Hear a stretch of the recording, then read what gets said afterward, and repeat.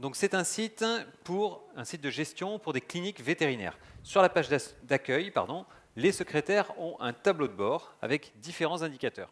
Et c'est le champ tableau de bord, un champ standard de WebDev, qui est utilisé.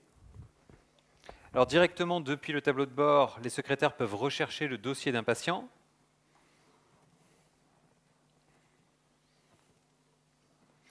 Et voilà la page de patient. Bref, un site classique. Et ce site, les vétérinaires y ont aussi accès depuis leur smartphone. Alors regardez, je vous le montre sur ce téléphone, c'est le tout dernier iPhone 7. J'affiche l'écran de l'iPhone sur l'écran du ciné. OK. Voilà, je lance le site. Et vous le voyez, je retrouve le champ tableau de bord. Alors comme l'écran du téléphone, il est moins large que l'écran du PC, vous le voyez, le tableau de bord, il s'est adapté. Je n'ai plus que 2 cellules de large. Vous voyez, je descends, j'ai plus que 2 cellules de large. Puis pour la page d'un patient, je vais aller voir un des patients, Mélusine. Voilà. Pour la page d'un patient, c'est la même chose. Vous le voyez, la page, elle s'est adaptée en largeur à la largeur de l'écran. Ce site, il est responsive. Et avec WebDev, vous aussi, vous créez facilement des sites responsives. Avec le Responsive Web Design, votre page s'adapte à toutes les tailles d'écran. Vous n'avez plus à vous soucier du matériel. Le responsive, c'est essentiel aujourd'hui puisque vous le savez, la consultation des sites web, elle est aujourd'hui plus fréquente depuis des smartphones que depuis des PC de bureau. Et c'est nouveau en version 22, le champ tableau de bord de WebDev devient responsive, c'est-à-dire qu'il adapte son affichage à la largeur disponible. Allez, je vous montre.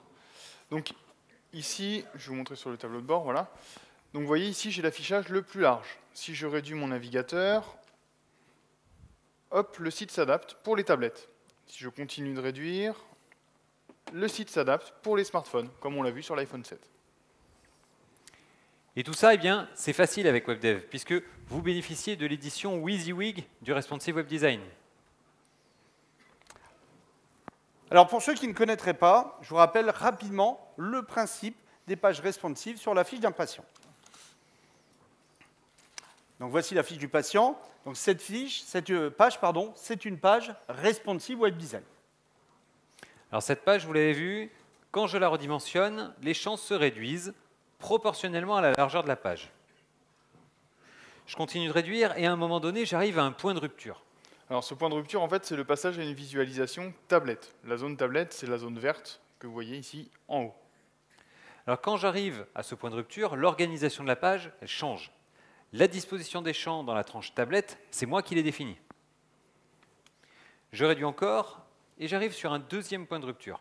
C'est le passage à la tranche smartphone. Alors, la tranche smartphone, c'est la tranche jaune que vous voyez en haut à gauche.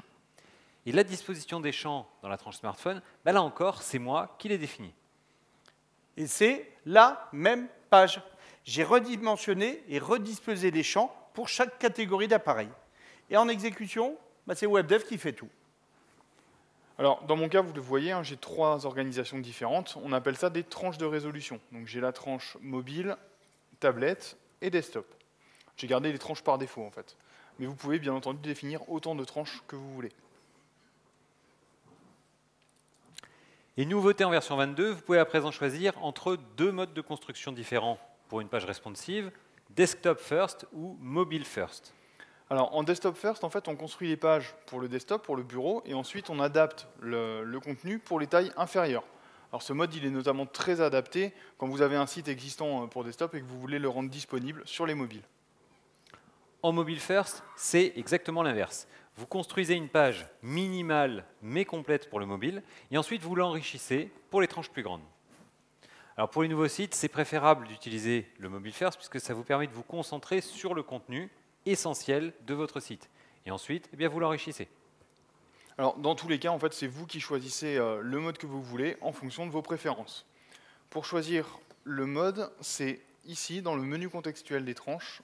Il suffit de choisir Desktop First ou Mobile First. Une autre nouveauté sur le Responsive Web Design, en version 22, vous bénéficiez d'un nouveau traitement navigateur.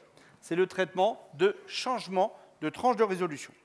Donc ce traitement est exécuté automatiquement quand la page change de tranche. Donc, vous pouvez vous en servir, par exemple, pour initialiser des champs qui ne sont affichés que dans certaines tranches. Voilà, on a présenté rapidement le responsive web design avec WebDev 22. C'est un sujet très vaste qui est d'ailleurs abordé dans la documentation, dans le cours d'auto-formation et également dans les formations de PCsoft. Avec WebDev 22, créer des sites responsives, c'est comme tout le reste. C'est facile et c'est puissant. C'est ça WebDev, c'est ça la version 22.